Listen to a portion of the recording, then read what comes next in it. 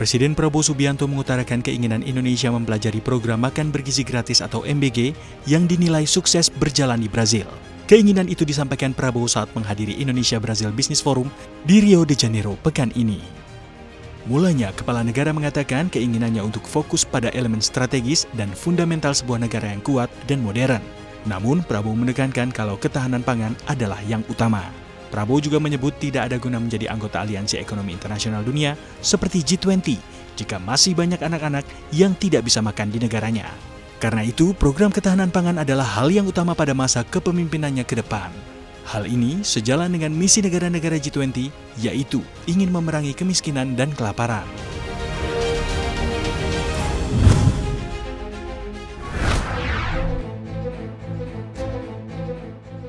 Kementerian Pekerjaan Umum menghentikan sementara pembangunan infrastruktur karena belum adanya alokasi anggaran dari Kementerian Keuangan.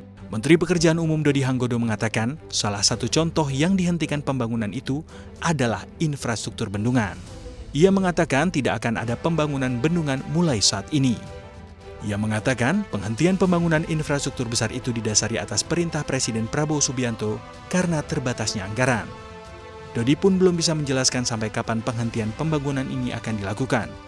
Ia hanya menekankan pembangunan itu akan dilanjutkan bila sudah mendapatkan lampu hijau dari Menteri Keuangan Sri Mulyani selaku Bendahara Negara.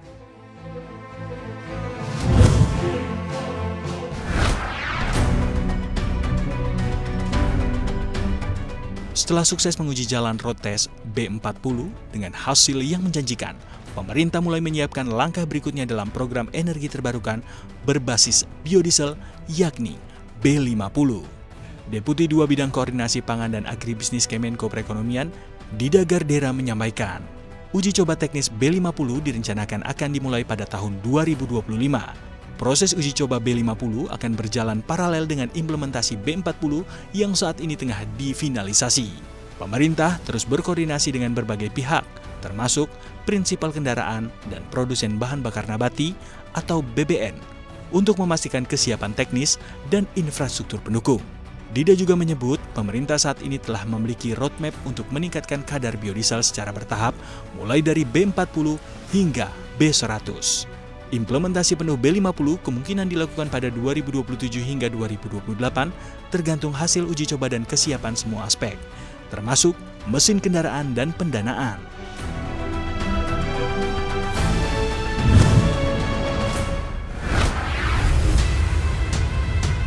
Badan Pusat Statistik BPS mengungkapkan Indonesia telah mengimpor bawang putih mencapai 402.000 ton atau senilai 8,4 triliun rupiah pada periode Januari-Oktober 2024. Dalam rapat koordinasi inflasi 2024 secara mingguan, PLT Kepala BPS Amalia Adininggar Widya Santi menjelaskan, ada beberapa negara asal utama seperti Cina, India, dan Australia.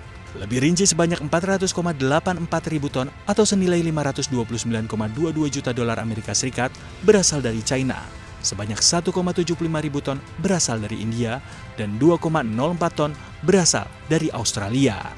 Pada saat yang bersamaan, harga bawang putih mengalami kenaikan pada minggu kedua November 2024. Amalia menyebut, harga bawang putih naik sebesar 1,42% dibandingkan dengan harga bulan lalu. Sejalan dengan itu, jumlah kabupaten kota yang mengalami kenaikan pada minggu kedua November juga bertambah dibandingkan dengan minggu sebelumnya.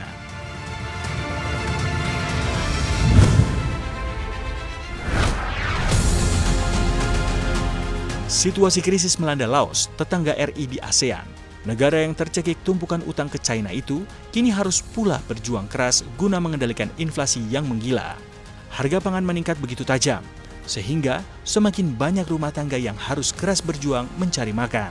Nilai uang mereka anjlok sejak COVID-19, bahkan mencapai nilai tertingginya pada Juli 2024 di level 22.221 KIP Laos per dolar Amerika Serikat.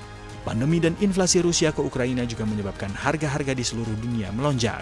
Dalam data Bank Pembangunan Asia atau ADB, harga meroket 23% pada tahun 2022 dan 31% pada tahun 2023. Tahun ini, 2024, inflasi mencapai nilai tertinggi di 26,15%, tepatnya di bulan Juni.